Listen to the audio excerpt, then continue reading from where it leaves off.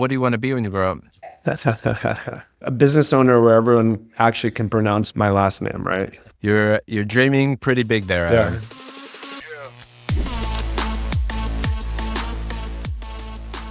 The Business of Betting podcast is presented by Optimove, the #1 CRM marketing solution for the iGaming industry.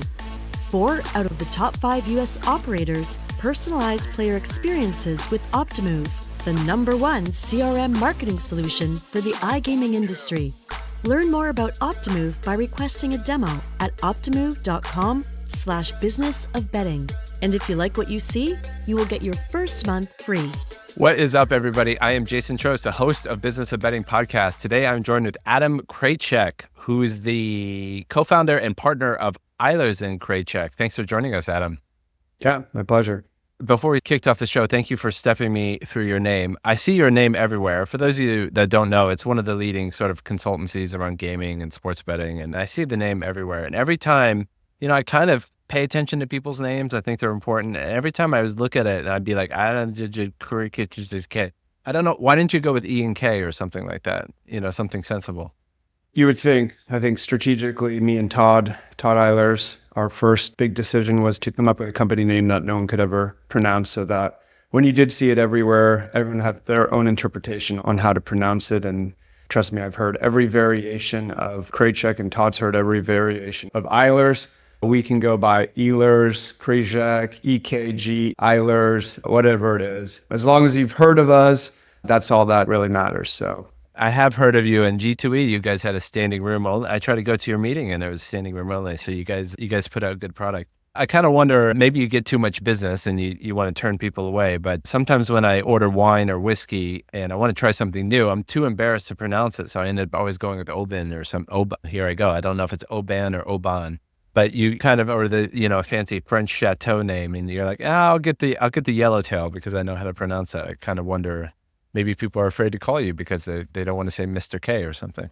Well, EKG is an easy one for everyone. And no, look, I appreciate that. And it means a lot when people do come up and say, they've heard a lot about us and our name. I mean, that was really kind of the goal when we started, not for everyone to mispronounce it, but, to really be kind of the authoritative voice as kind of a research gaming consultancy firm. And, it's been kind of 12 years now, which is crazy to me to think back. But, I think we've largely executed on a lot of those goals. And for the most part, when people come up, they have, relatively nice things to say, although we love constructive criticism as well. And so if there's things you think we can improve or don't like, beyond the standing room only at G2E, we'll take it. We're always trying to learn. We don't think we're kind of done by any means. And so, yeah, if mispronouncing our name is the biggest insult, I'll certainly take that.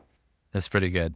So, I mean, I know you guys, you put out reports and you grade all the applications. I mean, that's one of the things I find most interesting about your work. We've never worked together, but if there's a company in the industry, like what are you known for? Where do you make your money? Why would somebody pay you? Where's your kind of sweet spot besides putting out these kind of benchmarking reports, which I find quite interesting? Yeah, so product testing is kind of a newish report. I think we've been doing for a couple of years now, but it's really taken off. There's a lot of interest. I think it's kind of unique, proprietary. But just to kind of take a step back and how we got started, really our goal is to provide business intelligence, market data, to be a source of information for stakeholders in the industry. And so kind of our core business model is these recurring, what we call syndicated reports. So they're paywalled. They go to our client base, which today consists of about 2/3 of the actual stakeholders. So the companies themselves, executives, perhaps like yourself, and then about 1/3 is from investors, anything from hedge funds, private equity. But people use these reports in various ways, but ultimately it's to be more informed about the market that they're interested in, right? So if you're in online sports betting, we have a number of reports that are focused on the online sports betting world. We have stuff that's focused on the gaming suppliers, the actual slot machines, lottery. So we kind of cover a number of verticals within the gaming industry, but always, the premise is always to provide, high quality, informative research and to go very, very deep, right? So myself and Todd Eilers, our background is both we were ex-Wall Street sell-side equity analysts. And so, I think we had kind of a good training in terms of how to dissect financial statements, look at companies, look at markets within certain sectors. And really the goal at EKG was to go further, right? To really develop deep relationships, to go beyond just, what the companies tell you, to kind of really dig in, try proprietary data sets, try to kind of benchmark, much less. In fact, we don't do it at any kind of like ratings or price targets on companies, but we certainly do benchmarks, and we try to provide, again, really interesting information and various data cuts so that companies can make more informed decisions, whether it's strategic M&A, whether it's fundraising, a whole host of things. But hopefully, ultimately, if you're subscribing to our reports, you are about as well informed as you can be about that market and that part of the gaming world that you're involved in. Is it mainly a subscription model or a pay per research report? What's your standard model? Yeah, it's predominantly subscription. So it's an annual subscription that there's various tiers, and you can get different, access to reports. Some subscriptions include, the underlying next data sets. So we try to kind of have a number of different tiers that are available for different companies that make sense. Today, about 2/3 of our business is this kind of recurring subscription model. You can also buy the reports on kind of an ad hoc basis. We have an e-commerce library, but that's a pretty small part. And that's, the goal really is to kind of generate longer term relationships and clients. And then the other 1/3 of our business is what we call kind of bespoke strategic consulting advisory. And so we'll work with clients on a bespoke basis, be it kind of market sizing strategy, commercial due diligence. Sometimes we'll do individual product testing for companies if they want to, get an update or focus on a specific area. So really, again, trying to work with clients and solve, whatever problems or issues they're looking at. One of the things that caught my eye, I mean, like I said, I've seen you guys everywhere, and I've seen your name everywhere. But one of the things that caught my eye is you're a Cali boy. I don't know if you grew up there, but you went to college there, and it looks like you live there. Did you grow up in California? Yeah, I was born in Europe, so I spent 6 years in Germany and then 3 years in France. And my parents are Australian, so I kind of have a pretty good mix there. But I, for the most part, grew up in California. Moved to California when I was about 10 years old, Palo Alto. Okay. Went to high school there, and then college in Santa Barbara, and then continued to make my way south after a stint in San Francisco, but currently live in Newport Beach, California, where the company is now our official office location. But the majority of our employees actually work remote, but you can't pull me out of California anymore. So I lived in Santa Monica from 2017 to 2020. And, one of the things sports betting is not really in the culture out there. Like, how did you get into this space? Because there weren't that many people when I was around. I mean, maybe it's changed now that things are legalizing and opening up in the States. But California was always casinos and gambling is more of a Vegas thing, Atlantic City, obviously London, a lot of Europe, all that kind of stuff. Like, how did you get into this? As I mentioned, we don't just focus exclusively on sports betting. We look at gaming as a whole, both traditional gambling as well as free-to-play gaming. When I started my career, it was actually focused on the video game companies. So Electronic Arts, Activision, actually California-based companies. Broadly speaking, we view, both forms as essentially a form of consumer entertainment, right? So when I started, I was heavily focused more on kind of traditional video games, mobile gaming, online kind of interactive entertainment. And then Todd Eilers, my business partner, much more focused on the kind of traditional gambling industry with a heavy focus on the suppliers. And kind of when we came together, our really broad strategy was the intersection between kind of brick and mortar and online. Felt there was a lot of synergies. This was back in kind of 2012. So the world looked much, much different. But the premise, I think, we kind of saw the tea leaves in terms of where we thought the world might be heading. And so we kind of partnered up, teamed up. And then, with the repeal of PASPA, obviously, things changed quickly. We actually had fellow, I'm sure Chris Grove, who was the initial kind of third partner, and he really built up the kind of our sports betting and online gambling kind of platform and research. And so I give him a ton of credit in terms of kind of building up that initial team, putting together a lot of the early reports and white papers. He is still a kind of partner emeritus, consultant and advisor, but no longer involved in the day-to-day, and has kind of handed that over to me and some of the other folks to run that part of the business. Chris is a tour de force for a quote machine. It's like, it's hard to read any sports betting article without getting some Chris Grove quotes in there. He's out there, and he's done a great job building his profile, and I'm sure it's been great for you guys. You brought back a memory. I remember the early ice shows in London. It was basically arcade games combined, and then they sort of shoved sports betting in the corner. There was like 7 booths in the corner, and I really missed that. It was so fun to go. Like when I was a kid, I was always so cheap to like, every time pop a quarter to like play 3 minutes, you feel like you're going to spend so much money, but it was so fun to go to the show and you could play the game server for free, and those days are long gone. I assume you experienced that as well. Yeah, it's funny to think the various iterations of ICE, and this year it's going to be in Barcelona, so it's going to kind of take on a new form. But yeah, I mean, the gambling industries, there's, I think, no shortage of interesting things and people. Really, that to me has always been, why I've enjoyed kind of working in this industry is the various personalities it attracts. And the conferences certainly are a testament to that in many cases. And those early ICE days, I think, certainly have some good memories, and was reminded, I'm not sure if you've been to some of the SBC conferences, but I went to the one in SBC Lisbon and had a lot of similarities to some of those early ICE shows. They've done an amazing job. The one thing I was a little bit disappointed in the SBC Lisbon, and it's not to knock those guys because they've built an amazing conference, but the booth babes like kind of creeping back in. Like it used to be like almost naked women at these stands, and then it kind of went out of fashion for a while, and it was like starting to creep in. There's some hot chicks playing DJ stuff. There's like some hot chicks playing, it's like I kind of wish the industry would divorce itself from that a little bit. But it's no shortage of booze and booth babes, I think, were the theme.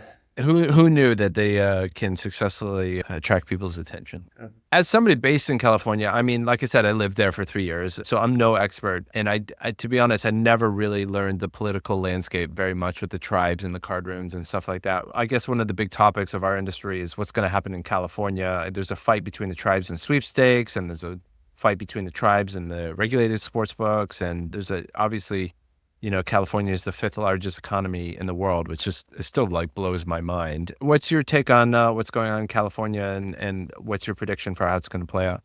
I think the name of the game is slow, right? Nothing happens quickly, unfortunately, in California. I mean, it's such a large market, and so it's, the carrot's always kind of dangling, and it's very, look, you don't have to be an analyst to kind of figure out that this is the major prize for a lot of companies, for a lot of industries. And so we saw it early on with poker, right? Back in the day, a lot of money spent to try get regulated online poker approved, to no avail. There was, a lot of money spent in recent years to try get online sports betting approved, which also didn't happen.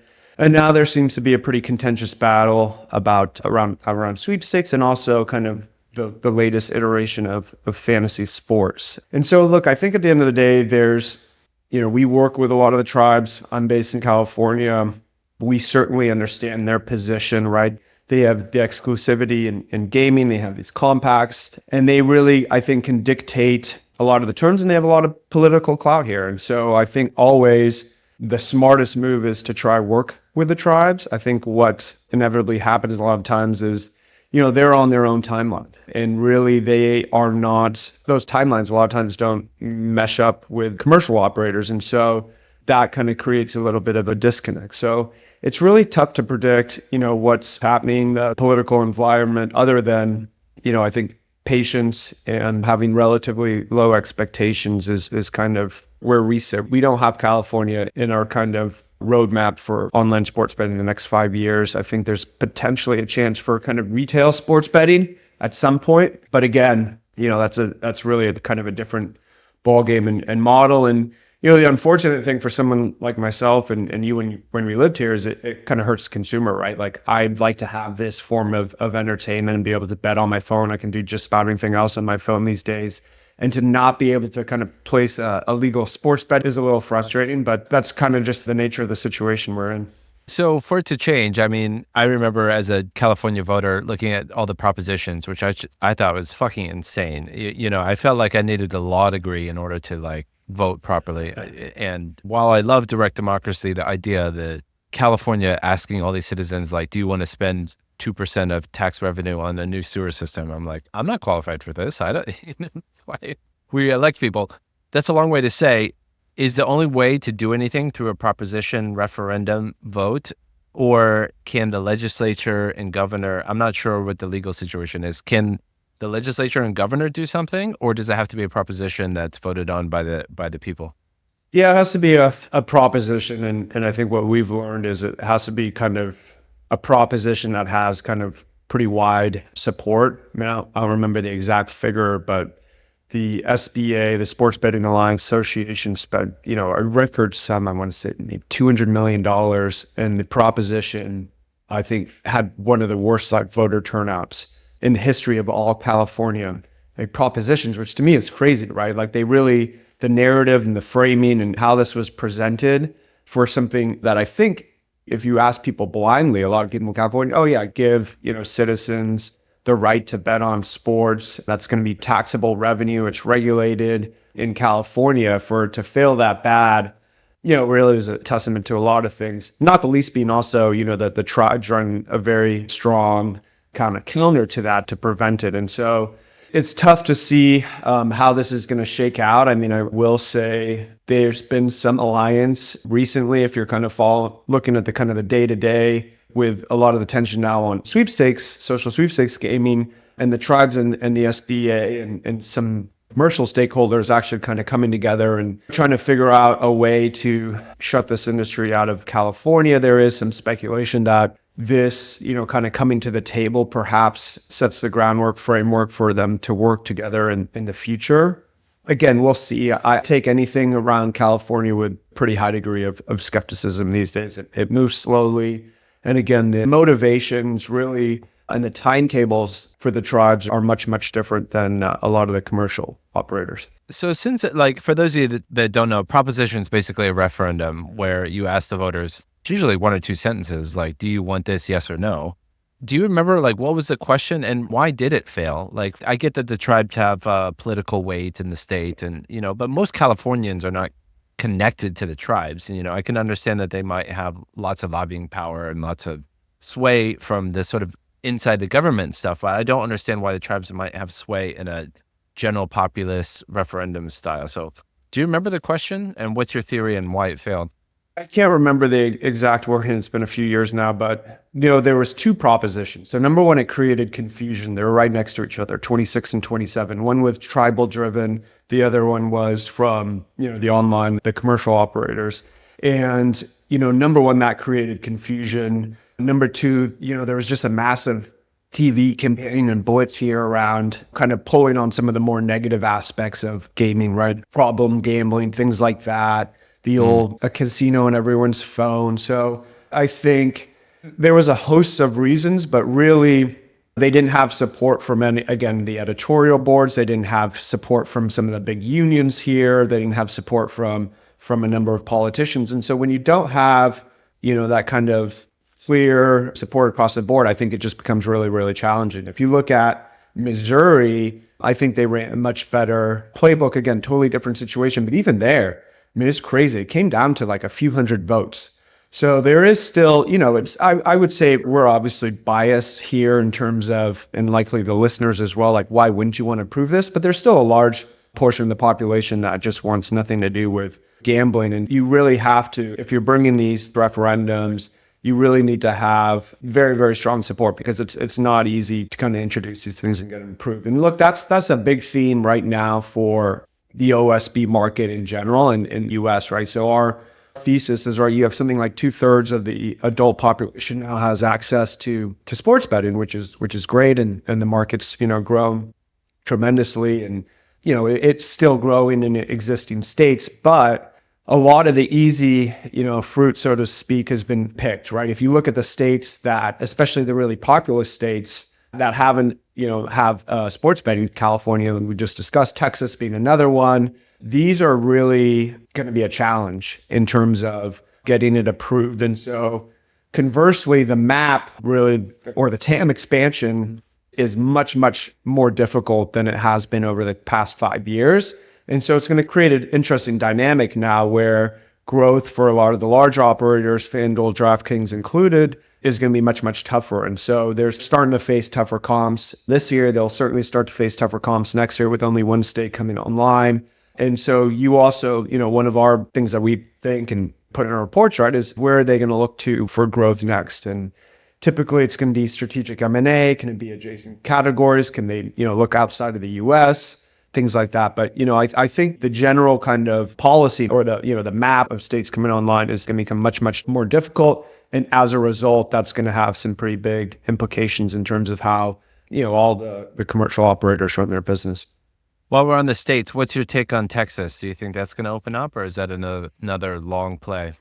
I'd put the odds much better than California. So we've actually been working with the lobbying group there. It's for a number of years. And so they've engaged us, and we do a fair amount of policy and kind of, research. Basically, we get engaged to produce reports around, what's the market size, what's the potential tax revenues for the state, just an introduction, which a lot of the lobbying groups can then use to present to the lawmaker to make them better informed around, the market opportunity, the pros and cons of regulating markets. And so we've been fortunate enough to work with Texas for a number of years and just did the latest iteration of the report, which actually got released publicly for the first time.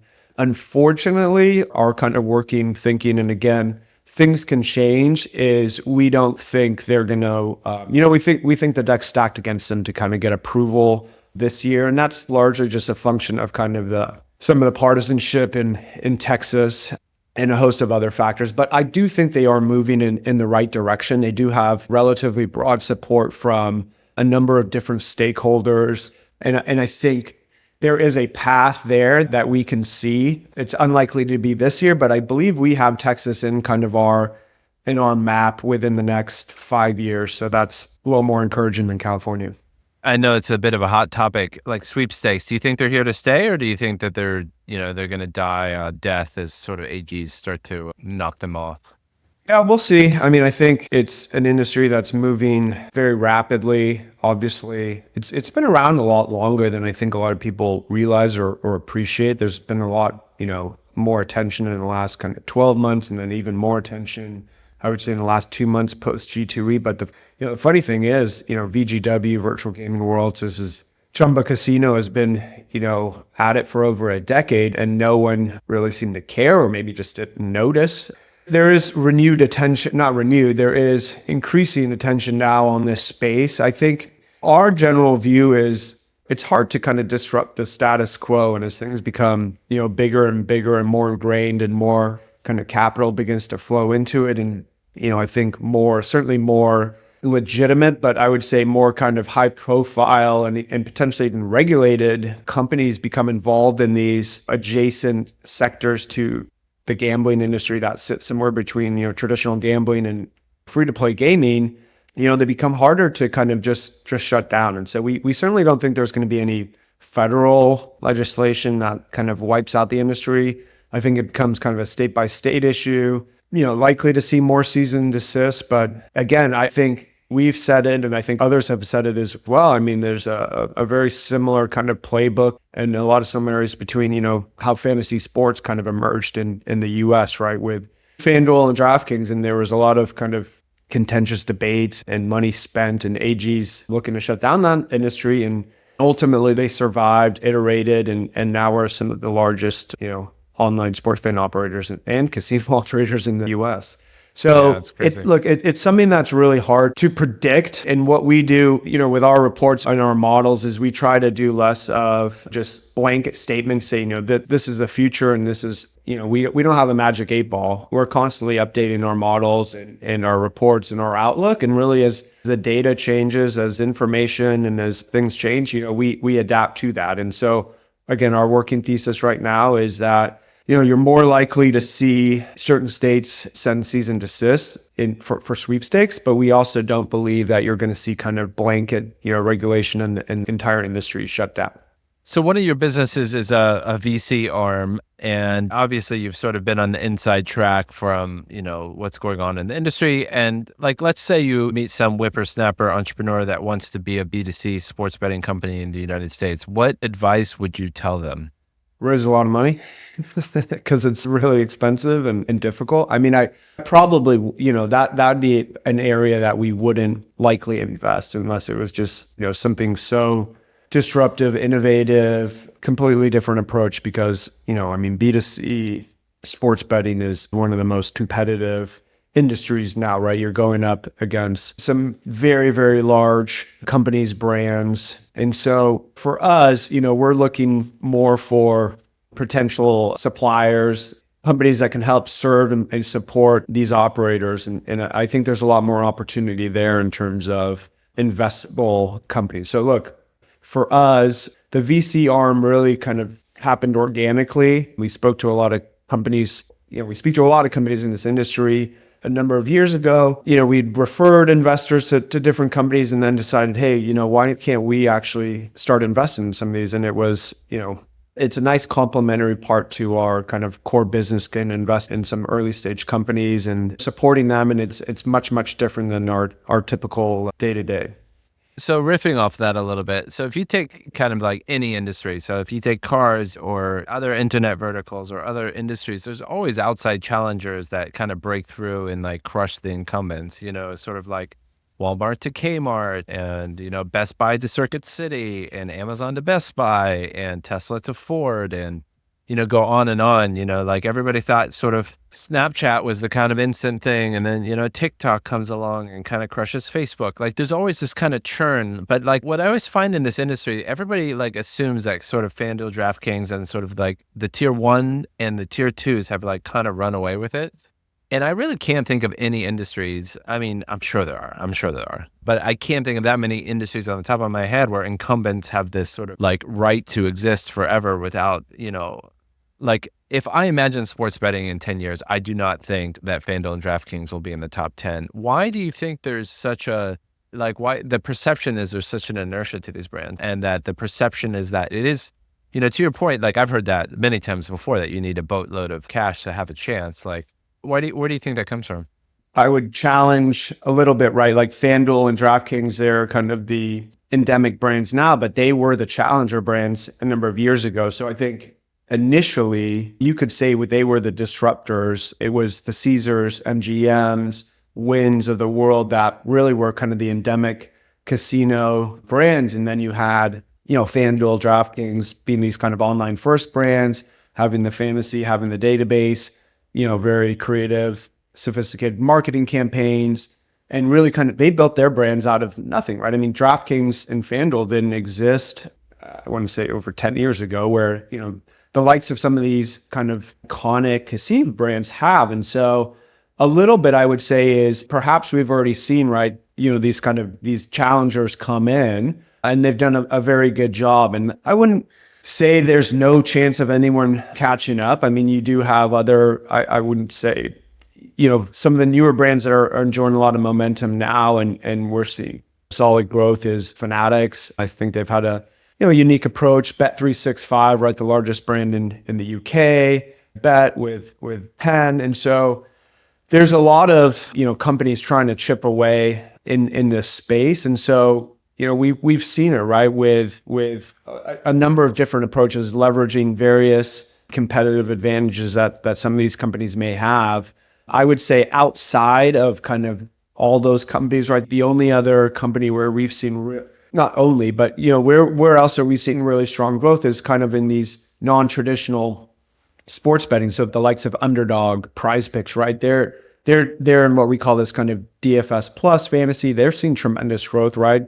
Perhaps they could be, if they pivot more into the regulated side, could be market share winners. And then Fliff as well, right? The largest social sweepstakes sports book has also kind of carved out an area. But as it stands today, I mean, I think the safer bet still is to say, FanDuel, DraftKings, they have 64% of the market. They've been increasing their market share over the last few years, despite heavy competition, despite new companies and brands coming in the market. Of course, never say never in terms of someone else coming in and figuring out a way to disrupt. But also you can look to the UK. I don't know how long Bet365 has been kind of the market share leader there, but certainly for some time, and I don't think there's anyone predicting them to be taken over anytime soon. I should know this better, but I think they only have like 20% market share in the UK. And there might be a little bit better than that, but there's kind of a hegemony here. There's not, there's like 5 or 6 brands that kind of all are in the roughly the same market share. There's nobody with sort of runaway market share in the UK. It's pretty well shared, I think. Before I let you go, what do you want to be when you grow up? A business owner where everyone actually can pronounce my last name, right? You're dreaming pretty big there, Adam. Yeah. So you might need I'm back. lucky. In all truth, it's really fun. Like what we do, kind of get to wear a lot of different hats, from kind of the analyst role, managing people, investments, some of the consulting and advisory and board stuff we do now. So there's a lot of things to kind of keep me on my toes and interested. And like I said, been in the gambling industry for almost 20 years now, and no shortage of interesting people and personalities to meet with. And so I really can't envision myself doing something else and really don't have a desire to do well. I have grown up, so it's more, what do my kids want to do when they grow up? I'm not sure if they want to be run a consultancy firm, but certainly they are, put it this way, they're certainly aware of making picks on setting their fantasy lineup at a very early age and engaged in that second screen experience watching sports. Well, thanks very much for stopping by, and please say hi to the sun for me in Newport Beach. Yeah, absolutely. Cheers. Cheers. Thanks, Jason.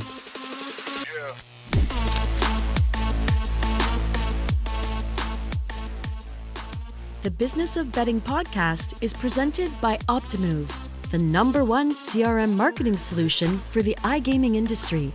4 out of the top 5 U.S. operators personalize player experiences with Optimove, the #1 CRM marketing solution for the iGaming industry. Learn more about Optimove by requesting a demo at optimove.com/businessofbetting. And if you like what you see, you will get your first month free.